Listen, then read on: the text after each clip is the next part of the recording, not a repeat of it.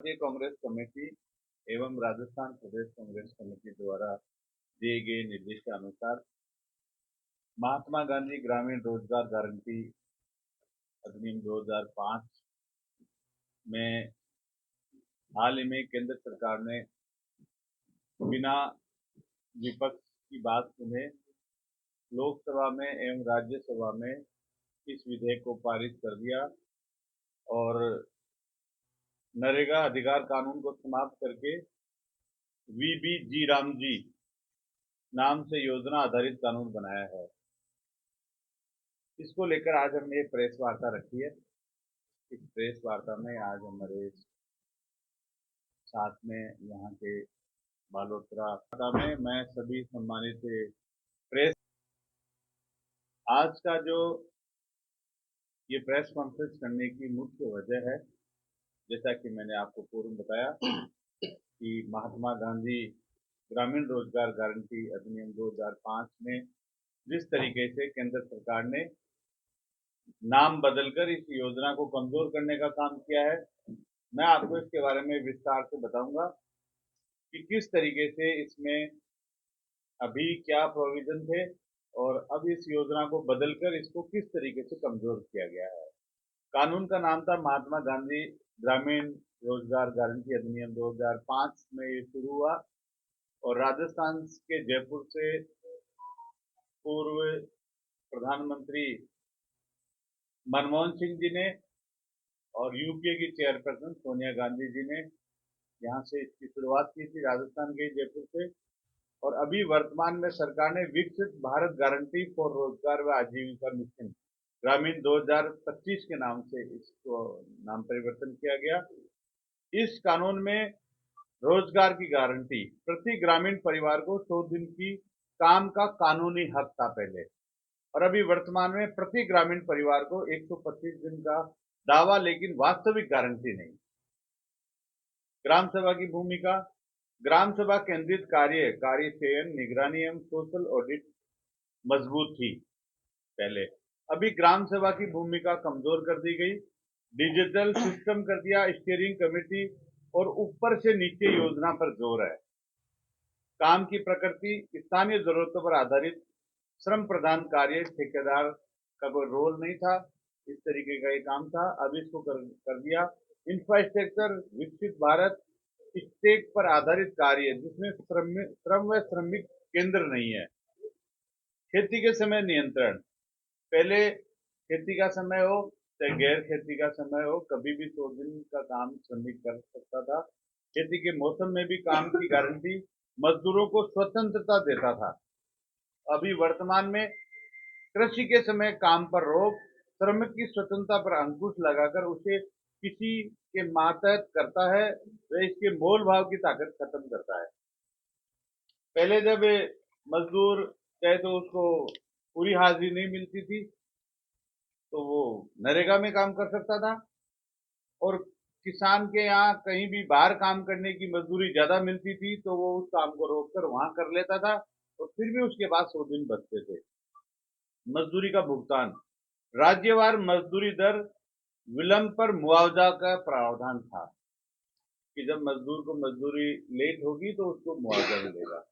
वर्तमान में मजदूरी केंद्र सरकार तय करेगी, विलंब पर मजदूर असहाय होगा, मजदूर कुछ नहीं कर पाएगा। बेरोजगार भत्ता, 15 दिन में काम न मिलने पर बेरोजगारी भत्ता कानून का हक था उसका। अभी बेरोजगार भत्ता राज्य सरकार की आर्थिक क्षमता पर निर्भर करेगा। पारदर्शिता व निगरानी, सामाजिक अंकेक्षण जन सुनवाई ग्राम सभा में होती थी पहले, अभी बायोमेट्रिक, जीपीएस, एआई आधारित निगरानी होगी, मजदूरों पर नियंत्रण बढ़ेगा।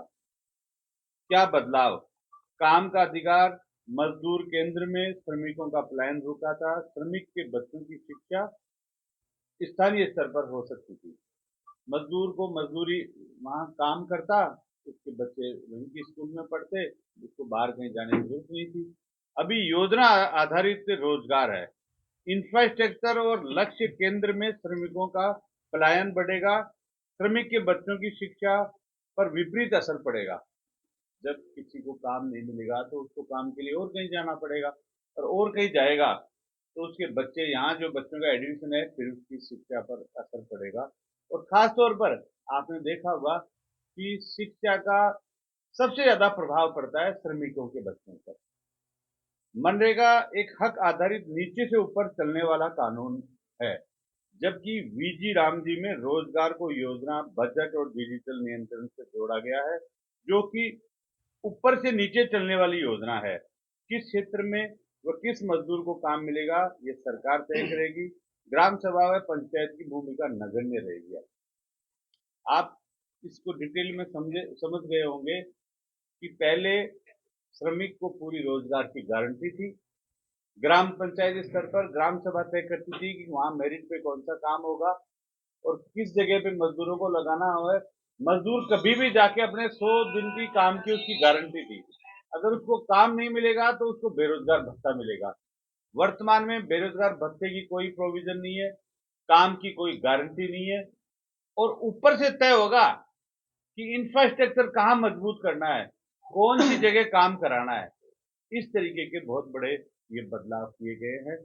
उसमें और बहुत सारी बातें हैं जो हमारे साथी भी बताएंगे। अब मैं इसका एक शेड्यूल आपको बता रहा हूँ कि हम जो इसको लेकर जो हमारा आने वाले समय में जो कार्यक्रम चलेगा। 8 जनवरी को हमारा प्रदेश कांग्रेस कमेटी के स्तर पर एक बड़ा कार्यक्रम हुआ, जिसमें प्रदेश स्तरीय सारे नेता, प्रदेश अध्यक्ष जी, नेता प्रतिपक्ष जी और सीनियर लीडर्स पूरे राजस्थान के वहां उपस्थित थे। 10 जनवरी को आज हम जिला स्तर पर पूरे राजस्थान में प्रेस कॉन्फ्रेंस के माध्यम से इस शेड्यूल को आपके सामने रखा जा रहा है। 11 जनवरी को एक दिन का उपवास हमारा यहाँ हर जिले स्तर पर होगा, जिसमें उपवास होगा, सारे जनप्रतिनिधि भाग लेंगे और इसका विरोध जताया जाएगा लोकतांत्रिक तरीके से। 12 जनवरी से 29 जनवरी तक पंचायत स्तर पर जनसंपर्क होगा। कांग्रेस सभी ग्राम पंचायतों में चौपालें होगी। कांग्रेस अध्यक्ष श्री मल्लिकार्जुन खड़गे और नेता प्रतिपक्ष श्री राहुल गांधी के पत्रों का ग्राम प्रधानों, रोजगार सेवकों और मनरेगा श्रमिकों को वितरण किया जाएगा।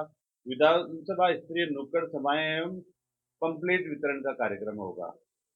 30 जनवरी को वार्ड स्तरीय शांतिपूर्ण धरना होगा। 21 जनवरी से 6 फरवरी तक जिला स्तरीय मनरेगा बचाओ धरना होगा। 7 फरवरी से 15 फरवरी तक राज्य स्तरीय विधानसभा का घेराव होगा। 16 फरवरी से 25 फरवरी आंचलिक और एआईसीसी मनरेगा बचाओ रैलियां होगी। इसका पूरा शेड्यूल हम एक आपका व्हाट्सएप ग्रुप बना के इस पे डाल देंगे। मैं साथ में एक दो चीजें आपके साथ और जोड़ना चाहूंगा। आपको पता है कि 2005 में जब ये कानून आया था, उस समय इसमें एक बजट का प्रोविजन था और 5 से लेकर 13 तक 3 बार इसको 11,000 कुछ करोड़ रुपए से 33,000 कुछ करोड़ पर लाए। जब से 2014 में एनडीए की सरकार बनी है, लगातार इसको कम किया गया और राजस्थान के ऐसे बहुत सारे जिले हैं जिसमें इसका भुगतान ही नहीं हुआ। हमारे यहाँ कच्चे काम और पक्के काम, श्रमिक और कुशल कारीगर और अर्ध कुशल कारीगरों का प्रोविजन था और मनरेगा में बहुत सारे लोगों को एक जगह से दूसरी जगह जाने की जरूरत नहीं पड़ी। और कोरोना महामारी आई थी, उस समय आपको पता है कि किसी भी राज्य से हमारा राज्य का व्यक्ति आया तो उसको शर्म या अपनी समाज में अपनी खुद की सोशल स्टेटस को बचाने के लिए उसको इधर उधर काम के लिए कहीं नहीं जाना पड़ा। उसको ग्राम पंचायत स्तर पर, अपने जिले के स्तर पर उसको काम मिला और आपने देखा होगा कि सबसे ज्यादा बेरोजगारी हुई तो एक नरेगा ही ऐसा माध्यम था जिसने पूरे देश की आर्थिक स्थिति और रोजगार को बचा के रखा है। आज की इस प्रेस वार्ता के माध्यम से पूरी ये डिटेल्स मैं आपको दूंगा। अब हमारे बीच में हमारे लोकप्रिय सांसद यहाँ से सवाल है। हाँ yes sir, Bharatiya Janata party दावा करती है 125 से लेकर रोजगार की गारंटी देते हैं, साथ साथ स्ट्रक्चर मजबूत करने के लिए इसमें अमेंडमेंट किया गया है। तो वर्तमान में जो काम हो रहे थे सिर्फ मिट्टी डालने के या इस तरीके से उसका कोई बड़ा सरकारी योजना में या सरकार को कोई लाभ नहीं मिला है। और अब स्ट्रक्चर मजबूत करेगा विधि। महात्मा गांधी जी की जब अंतिम समय था, जब दोस्त के दिन उनको गोली मारी और उसमें जब उनकी सांस निकल गई तो अंतिम समय में उन्होंने श्री राम बोला। और जितनी भी प्रार्थनाएं सभा, ये हम सब लोग ग्रामीण परिवेश के लोग हैं। हमारे दिन की शुरुआत राम राम था या राम राम जी से होती है। हमारे से बेहतर राम का नाम लेने वाला कोई दूसरा हो नहीं सकता। अब ये पूरा जो हमारा हेजिटेशन है, धरना विरोध प्रदर्शन है, ये नाम को लेकर नहीं है, इस योजना को कमजोर कर रहे हैं, उसको लेकर हम आज आपके बीच में प्रेस कॉन्फ्रेंस कर रहे हैं। राम जी, ये नई स्कीम कोई भी ले आते, उसका नाम जय श्री राम जी रख लो आप। वीजी राम जी, विकसित भारत राम जी। महात्मा गांधी में राम जी नहीं बसते थे, जिसको राष्ट्रपिता के नाम से जाना जाता है।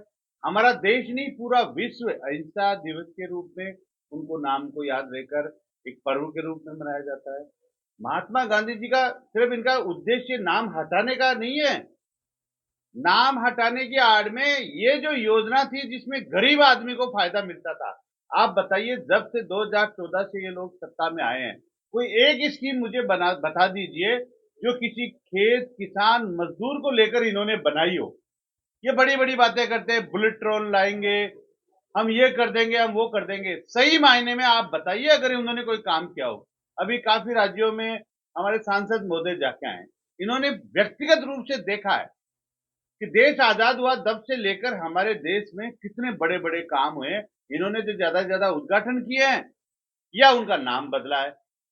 आप भी अच्छे से जानते हो, आप हमारे से ज्यादा जानते हो। बहुत सारी चीजें, जानकारियां आजकल गूगल पे और सोशल मीडिया पर उपलब्ध है। किसी भी जानकारी की डिटेल हम ले सकते हैं। इन्होंने इस नरेगा में 2014 के बाद में कितना बजट बढ़ाया और राज्यों में भुगतान कैसे किया। इस स्कीम में इन्होंने 40% हिस्सा राज्यों के सामने रखा है। राज्यों की स्थिति तो वैसे ही खराब है, राजस्थान की तो बहुत बुरी स्थिति है। राजस्थान तो इतना बड़ा भौगोलिक दृष्टि से प्रदेश है जिसमें काम कराने की कितनी बड़ी गुंजाइश है। अभी सांसद जी उमेदराम जी आपको डिटेल में बाड़मेर बालोतरा के बारे में बताएंगे। अभी जब बाड़मेर में हमारी प्रेस कॉन्फ्रेंस थी तो इनके एक अपने अनुभव है नरेगा को लेकर, तो ये भी हमारे से आप आज की वार्ता को साझा करेंगे। फिर हमारे प्रदेश अध्यक्ष जी बोलेंगे और अन्य साथी भी आपको इसके बारे में चर्चा करेंगे।